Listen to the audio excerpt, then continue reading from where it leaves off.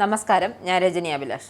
പഹൽഗാം ആക്രമണത്തിൽ ഇന്ത്യ നൽകിയ തിരിച്ചടിയിൽ സന്തോഷിക്കുന്നവരാണ് ഓരോ ഇന്ത്യക്കാരും. എന്നാൽ ഇതിൽ നിന്നെല്ലാം മാറി പാകിസ്ഥാനെ പിന്തുണയ്ക്കുന്ന നിലപാടാണ് മമതാ ബാനർജി നയിക്കുന്ന തൃണമൂൽ കോൺഗ്രസിന്. അതുകൊണ്ടാണ് പാകിസ്ഥാനിൽ ഇന്ത്യ നടത്തിയ ഓപ്പറേഷൻ സിന്ദൂറിനെ കുറിച്ച് വിശദീകരിക്കാനായി വിദേശത്തേക്ക് അയക്കുന്ന സർവകക്ഷി സംഘത്തിൽ നിന്നും തൃണമൂൽ അംഗത്തെ പിന്തിരിപ്പിച്ചത്. ഇതിലൂടെ മറനീക്കി പുറത്തു വന്നത് തീവ്രവാദത്തെ പ്രോത്സാഹിപ്പിക്കുന്ന മമതയുടെ മുഖമാണ്.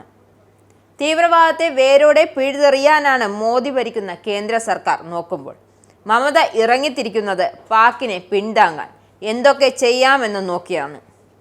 അതായത് കേന്ദ്രം കക്ഷി രാഷ്ട്രീയം നോക്കാതെയാണ് ആളുകളെ ഈ സംഘത്തിലേക്ക് എടുത്തത്.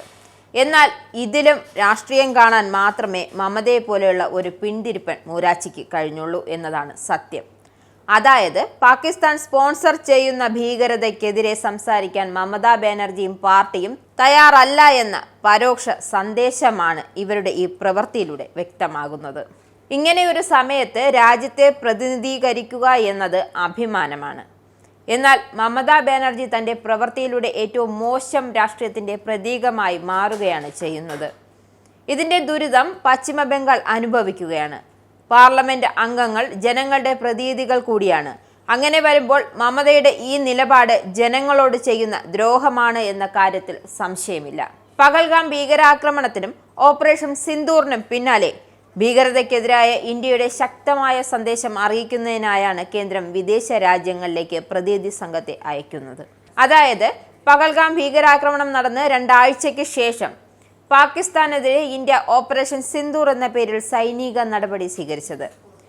ഇതിന് പിന്നാലെ തീവ്രവാദത്തിനെതിരായ ഇന്ത്യയുടെ നിലപാടിന് നയതന്ത്ര പിന്തുണയും വർദ്ധിപ്പിക്കുന്നതിനായി ഐക്യരാഷ്ട്ര സുരക്ഷാ കൗൺസിലിലെ അംഗരാജ്യങ്ങൾ ഉൾപ്പെടെയുള്ള പ്രധാന ലോകരാജ്യങ്ങൾ സന്ദർശിക്കാൻ 7 സർവകക്ഷി പ്രതിനിധി സംഘങ്ങളെ അയക്കുമെന്നും സർക്കാർ അറിയിച്ചിരുന്നു.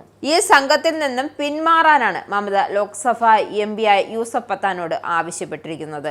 ശശി തരൂർ, രവിശങ്കർ പ്രസാദ്, ബൈജയന്ത് പാണ്ഡെ, സഞ്ജയ് കുമാർ ഝാ, കനിമൊഴി, സുപ്രിയ സുലെ, ശ്രീകാന്ത് ഷിൻഡെ എന്നിവരാണ് 7 സംഘത്തെ നയിക്കുന്നത്. MP-മാരും കേന്ദ്രമന്ത്രിമാരും ഉൾപ്പെടെ 51 നേതാക്കൾ 32 രാജ്യങ്ങളിലും യൂറോപ്യൻ യൂണിയൻ ആസ്ഥാനത്തും സന്ദർശനം. ആനന്ദ് മീഡിയയുടെ പ്രേക്ഷകരിൽ ഒരാളാകണ്ടേ?